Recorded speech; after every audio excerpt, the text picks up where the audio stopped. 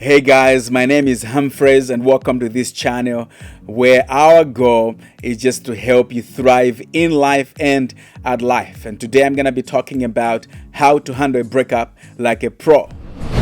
It's more likely that you're someone who has had their heart broken, or maybe you have experienced some sort of breakup. And today I'm going to be talking to people that have experienced breakup, more especially in a relationship. Breakups, let's be honest, they suck. One of the reasons why breakups suck is because you and your partner or the person that you were with did establish some sort of routines. Either you would call each other in the morning, you would go to certain places together, you would hang out, eat, and do whatever. You would do those things together. And after a breakup, those things go missing and you begin to feel this void because that person is no longer there.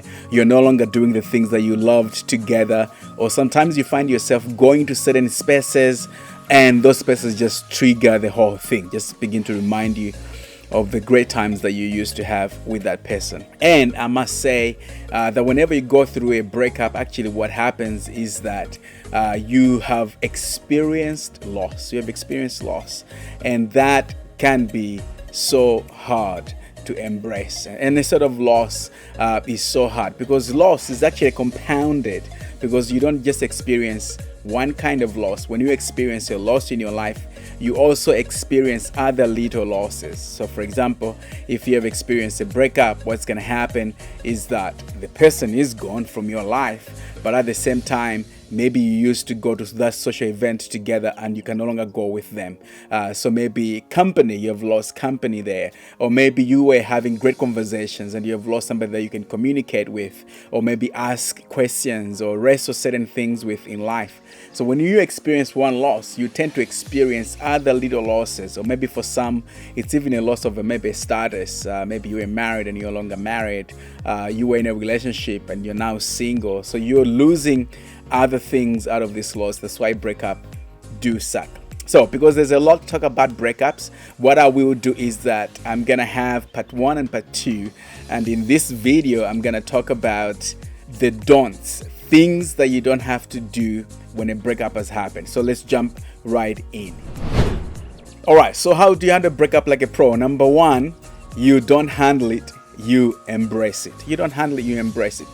As I was saying, that a breakup is actually a loss, and that means losses.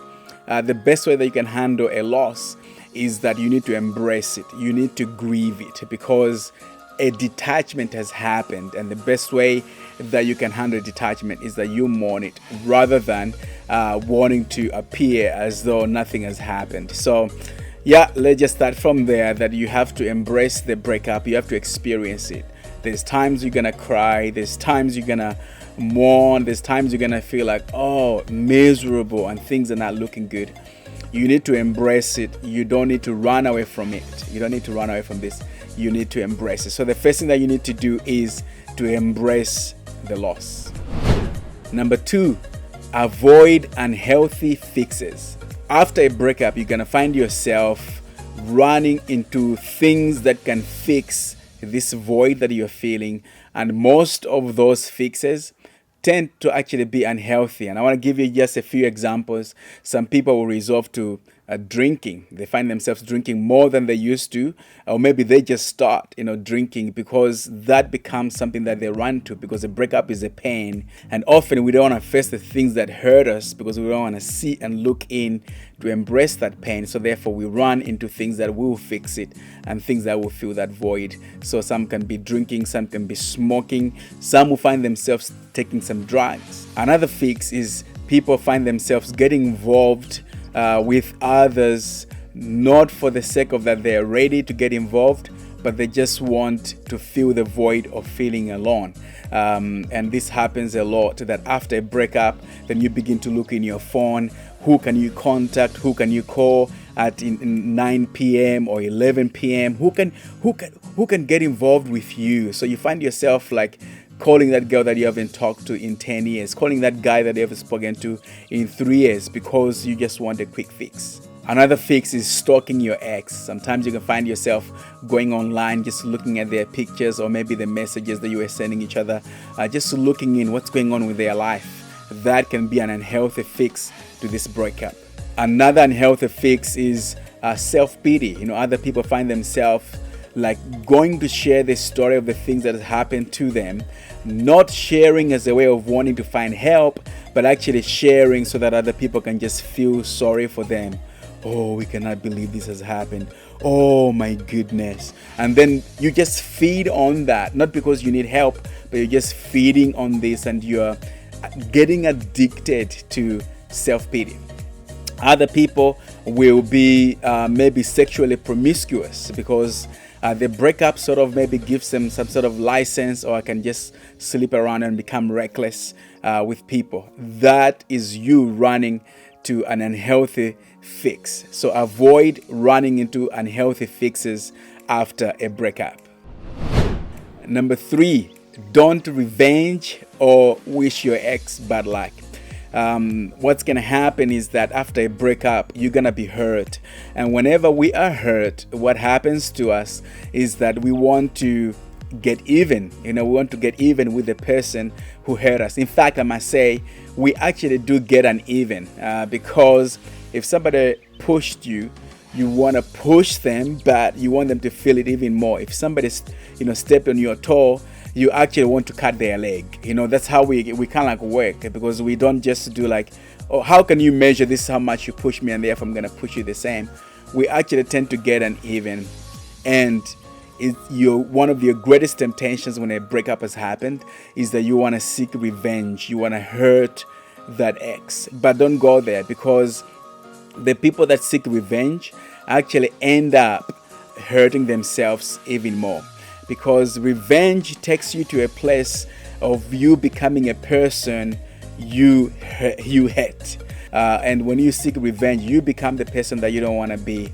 So therefore, avoid seeking revenge of any sort, or wishing them luck, or maybe praying prayers of bad luck, or maybe talking to other people saying, oh, they will see, or they will experience something bad in their lives. Don't go there, because that will hinder your healing process. Number 4, don't be a savior or don't be a fixer of your ex. Now, this is actually big for guys. Guys do find themselves like going back to the ex and wanting to be the savior to the person, especially if they are the ones that have ended their relationship, and the girl is feeling bad. Of course, they are also hurting, but then they feel like, no, I'm the only one who in the world who knows my ex better, so therefore I'm gonna go and fix them. You find yourself calling, hey, how are you today? What's going on with you? How can I be there? Just know that I'm there. And when you're doing that, actually you are communicating something that you don't want to communicate.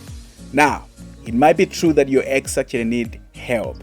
Your ex needs help, but you are not the best person to render that help. Let them seek help elsewhere and not from you, because when you want to be the fixer, when you want to be the savior, actually this is gonna end up you communicating something that you don't want to communicate. So avoid being a savior and avoid being the one that can fix your ex, because you cannot, and you are not the right person to do it.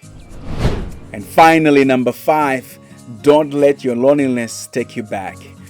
Some people after a breakup, they will be so lonely to the point, in fact, you will feel so lonely, but don't let that loneliness take you back, where you're beginning to call each other 2 hours in a day, where you're beginning to like text each other frequently, and you're meeting up.